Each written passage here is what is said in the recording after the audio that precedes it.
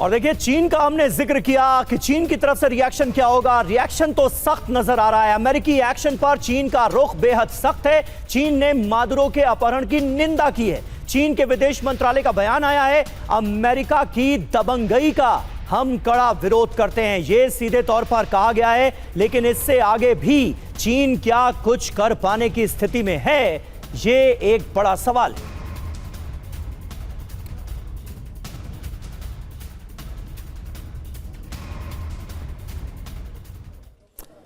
और चलिए अब आपको बताते हैं कि अमेरिकी ऑपरेशन से कैसे चीन और रूस दोनों भड़क गए।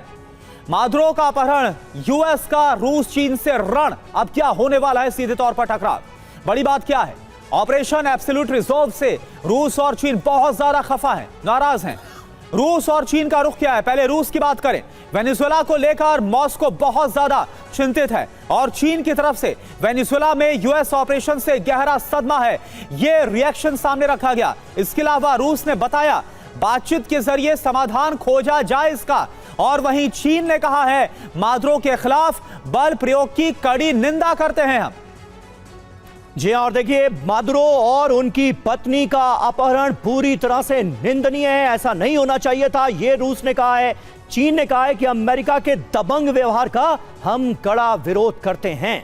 ये रूस और चीन जो कि वेनेजुएला का यहां पर पक्ष लेते हुए नजर आ रहे हैं, लेकिन किस हद तक जाएंगे ये अभी कोई कुछ कह नहीं सकता। मादुरो के अपहरण पर एक्शन में नजर आ रहा है रूस। विदेश मंत्री सर्गेई लावरोव ने वेनेजुएला के उपराष्ट्रपति से बात की है। अमेरिका के खिलाफ रूस वेनेजुएला के साथ है, यह बताया गया है। रूस का लैटिन अमेरिकी देशों को समर्थन है, यह कहा है सर्गेई लावरोव ने।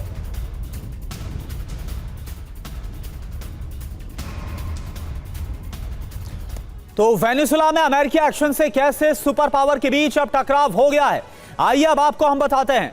अब अमेरिका वर्सेस रूस और चीन होने वाला है क्या, यह अपने आप में बड़ा सवाल। आप देखिए अमेरिका ने क्या किया। अमेरिका की जो नजर है वेनेजुएला के तेल भंडार पर है, और यह खुले तौर पर डोनाल्ड ट्रंप की तरफ से कहा गया। चीन जो कि सबसे बड़ा तेल खरीदार है, और रूस की बात करें, वेनेजुएला को सैन्य मदद रूस की तरफ से पहुंचाई भी गई है। अब चीन की हम बात करें तो वेनेजुएला में जो मौजूदगी है इससे यूएस नाराज है। देखिए आपको बता दें कि लगातार अमेरिका इस बात को लेकर चिंतित था कि जो चीनी कंपनियां हैं वो दखल दे रही थी वेनेजुएला के अंदर, और इसको लेकर नाराजगी थी। और वहीं रूस की बात करें, शैडो फ्लीट के जरिए हथियार पहुंचाए गए, वो तस्वीर भी हमने आपको दिखाई थी। इसके अलावा जिबूती अफ्रीका में सैन्य अड्डा भी चीन की तरफ से बनाया गया, और लैटिन अमेरिका में यह दखलंदाजी अमेरिका को नागवारा गुजरी। रूस की तरफ से S-300 एयर डिफेंस भी वेनेजुएला को बेचे गए। इसके अलावा चीन की तरफ से जो मदद हॉस्पिटल शिप के जरिए कैरेबियन क्षेत्र पर लगातार चीन निगरानी रख रहा था। और रूस की हम बात करें, सुखोई विमान तैनात किए गए थे कि अगर अमेरिका कोई हमला करता, लेकिन वो हो गया।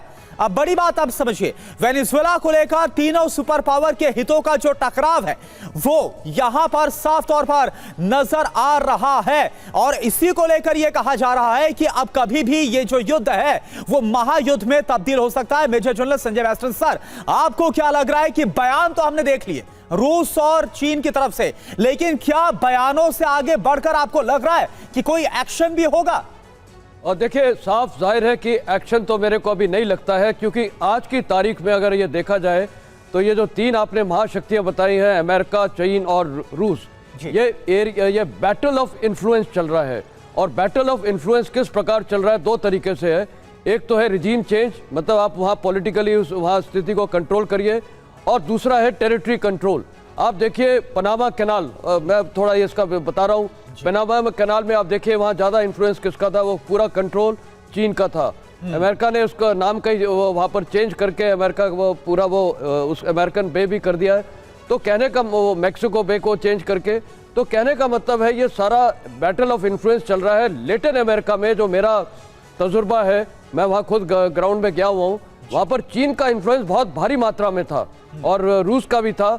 रूस का और चीन का इन्फ्लुएंस वहाँ कम होता दिख रहा है। आप इधर मिडिल ईस्ट में भी देखिए, सीरिया में रूस का इतना ज़्यादा इन्फ्लुएंस था वो कम हो गया है।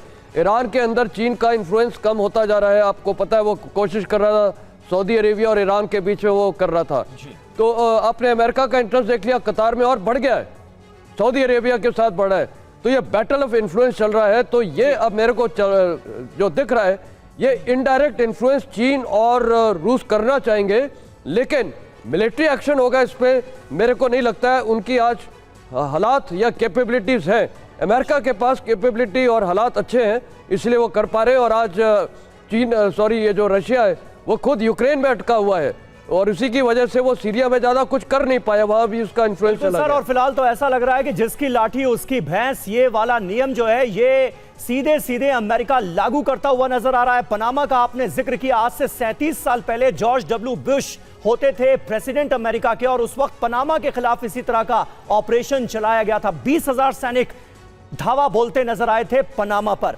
और देखिए, चीन का हमने जिक्र किया कि चीन की तरफ से रिएक्शन क्या होगा। रिएक्शन तो सख्त नजर आ रहा है। अमेरिकी एक्शन पर चीन का रुख बेहद सख्त है। चीन ने मादुरो के अपहरण की निंदा की है। चीन के विदेश मंत्रालय का बयान आया है, अमेरिका की दबंगई का हम कड़ा विरोध करते हैं, यह सीधे तौर पर कहा गया है। लेकिन इससे आगे भी चीन क्या कुछ कर पाने की स्थिति में है, यह एक बड़ा सवाल है।